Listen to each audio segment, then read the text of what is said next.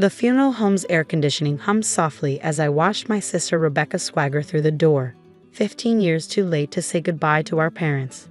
She looked exactly as I remembered. Expensive clothes, perfect makeup, and that air of entitlement that had always defined her. "Hello, little brother," she said, dropping her designer bag onto a chair. "Miss me?" "My name is Michael Bennett, and at 35, I just lost both my parents in a car accident. I'd spent the last decade caring for them as my father battled Parkinson's and my mother fought cancer." Rebecca, meanwhile, hadn't bothered to call once since she stormed out at 20, declaring our family too boring for her ambitions. "What are you doing here, Rebecca?" I asked, straightening my father's photo on the memorial display. She pulled out a thick envelope, tapping it against her palm. "Family obligation, and to claim what's rightfully mine." I felt the familiar tension headache building. "They're dead, Becca. If you came for forgiveness, you're too late." "Forgiveness?" She laughed, the sound jarring in the quiet room. "I came for my inheritance, half of everything. The house, the investments, Dad's company. It's all spelled out here." She thrust the papers at me. Legal documents claiming her right to 50% of our parents' estate as their firstborn child. My hands clenched involuntarily, crinkling the edges. "You abandoned them," I said quietly. "For 15 years, while I took care of them, managed Dad's company, handled everything. You were off living your life without a backward glance." Rebecca shrugged, examining her manicure. "And I'm sure you did a wonderful job playing the devoted son. But the law is the law. I'm entitled to my share." The worst part was, she might be right. Without a will specifically disinheriting her, Rebecca had a legal claim as their daughter. But there was something she didn't know, something our parents had left in their bedroom safe. "The reading of the will is tomorrow," I said, keeping my voice steady. "We'll discuss this then." "Oh, we'll do more than discuss it," she smirked. "I've already spoken to the other board members at Bennett Manufacturing. They're quite interested in my ideas for modernizing the company." Of course she had.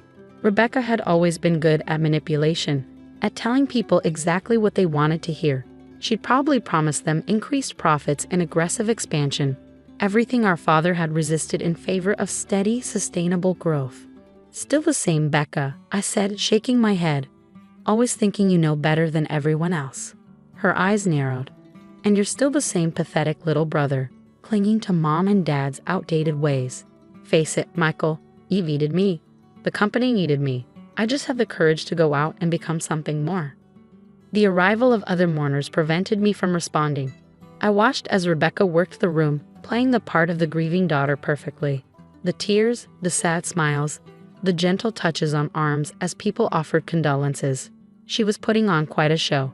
Later that evening, after everyone had left, I drove to our parents' house. The place felt empty now, echoing with memories. I made my way upstairs to their bedroom, where the safe sat hidden behind a painting. Dad had given me the combination just weeks before the accident. "There's something in there," he'd said, his hands shaking from the Parkinson's. "Something you'll need if Rebecca ever comes back."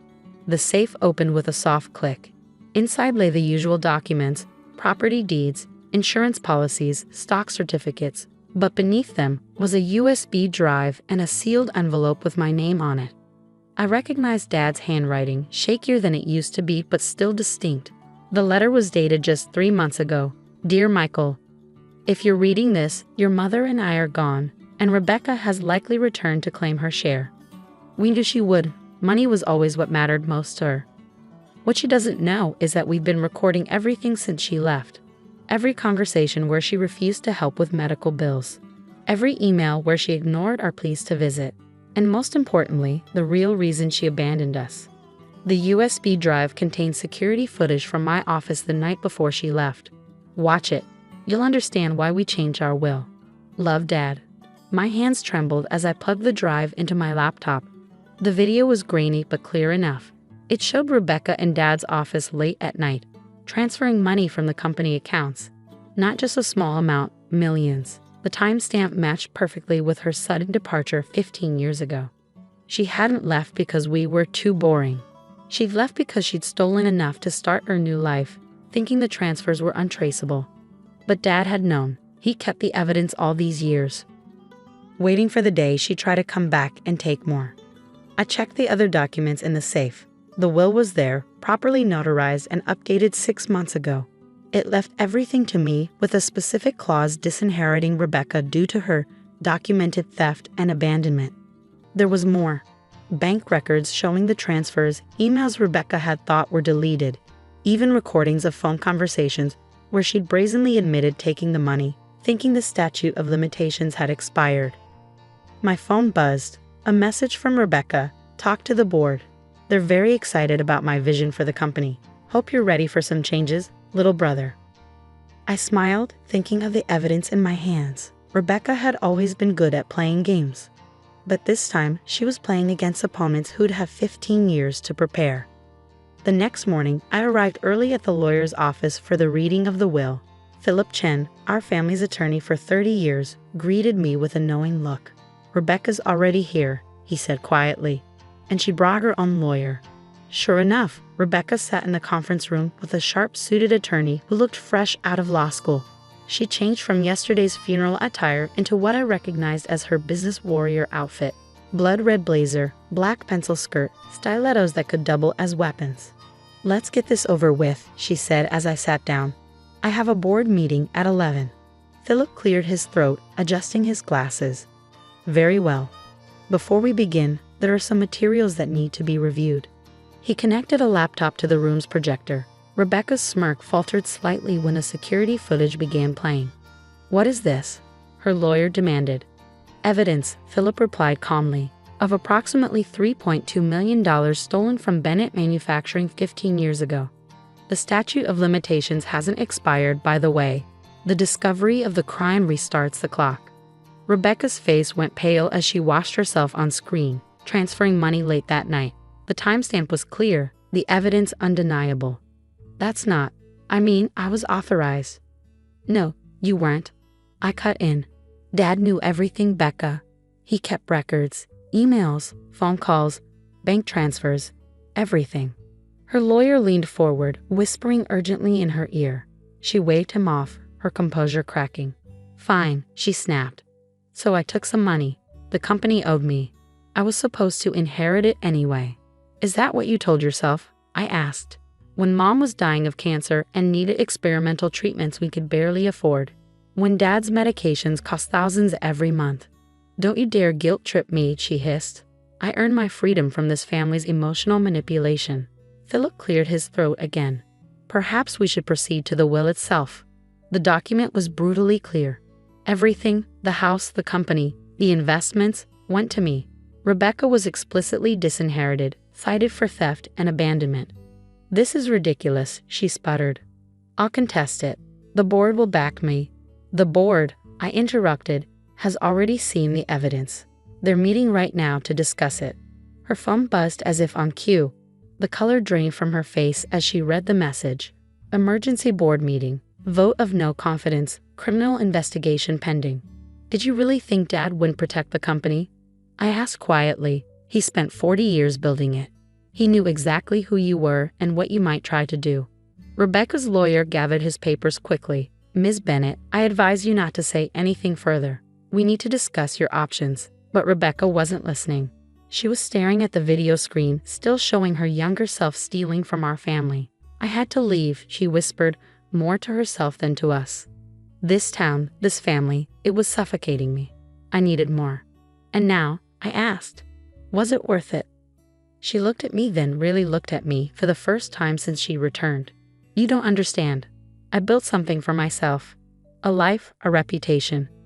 Built on stolen money," Philip interjected, "which the authorities will be very interested in tracking." Rebecca's hands began to shake. "You wouldn't. We're family." "Family?" I stood up, gathering the evidence files. Family was sitting with Mom through chemo. Family was helping Dad when the Parkinson's got so bad he couldn't feed himself. "Where were you then, Becca?" She had no answer. Her carefully constructed world was crumbling, and she knew it. "The police will be here soon," Philip said gently. "I suggest you use this time to consider your options." The police arrived within the hour. 2 detectives in plain clothes, their badges glinting under the office lights. Rebecca sat silently as they read her rights, her perfect makeup smeared with tears. "You can still fix this," I told her as they prepared to take her in. "Pay back what you stole. Make it right." She looked up at me, and for a moment I saw a glimpse of the sister I'd known before money and ambition had corrupted her. How? Everything I have, it all traces back to that money. Then start over, I said. The right way this time. The next few weeks were a blur of legal meetings and damage control. The story hit the local news. Prominent businesswoman arrested for historic theft. Prodigal daughters return ends in handcuffs. Rebecca's carefully built reputation crumbled as investigators traced the stolen money through various investments and businesses. She eventually accepted a plea deal, 5 years in prison, full restitution, and a public admission of guilt. The day before she reported to prison, she asked to meet me at our parents' house. I've been thinking, she said, standing in the living room where family photos still hung on the walls. About Mom and Dad, about everything. And they were right about me. I was so focused on proving I was better than this place, better than the life they chose. She touched a photo of us as children, both smiling at the camera. I became exactly what they feared I would. I sat down on the familiar old couch. They never stopped loving you, you know, even after everything. I know, she whispered. The recordings, I listened to them all. Every message I ignored, every call for help. I heard Mom crying when I missed her last Christmas. 5 years is a long time, I said. But maybe it's what you need. Time to remember who you were before all this. She nodded, wiping her eyes. Will you keep the photos up? While I'm gone. Of course. Family is family, Becca, even when they lose their way. After she left for prison, I found a letter she'd left in Dad's old study. Dear Michael, I don't expect forgiveness. I don't even know if I deserve it. But these past weeks, watching you handle everything with the grace and strength I never had, I finally understand what Dad always saw in you. Take care of the company. Take care of our family's legacy. You were always better at that than me. Maybe in 5 years, if you're willing, we can try to be brother and sister again. Real family this time, not just DNA and court battles. I'm sorry for everything. Love, Becca. The company thrived under proper leadership. I married Sarah, the girl next door Mom had always hoped I'd notice, and we had twins who filled the old house with laughter again. And every Christmas, I sent photos and letters to a prison in upstate New York, keeping a promise to parents who taught me that family bonds, though sometimes bent or broken, could still be mended. Rebecca served her time, paid her debt, and emerged changed. Not instantly, not perfectly, but genuinely. She started over with nothing but her education and determination, building a legitimate consulting business. Our relationship healed slowly, like a broken bone that needs time to grow stronger. Years later, at my twins' 10th birthday party, I found Rebecca showing them old family photos, telling stories about their grandparents.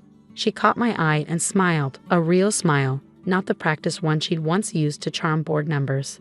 You kept the photos up, she said later, after the kids were in bed. Family is family, I replied.